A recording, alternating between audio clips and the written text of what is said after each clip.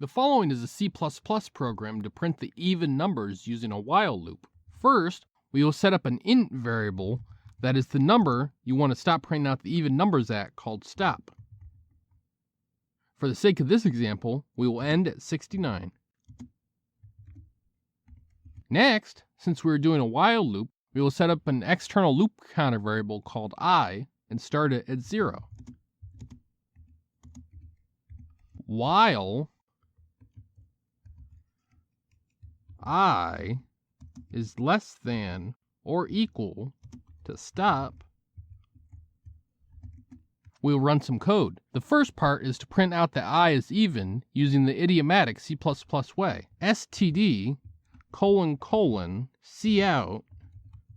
insert I insert is even insert std : end line.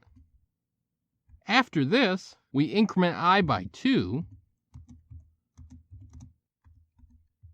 so we go from one even number to the next even number and never touch any odd number. Like and subscribe to learn more.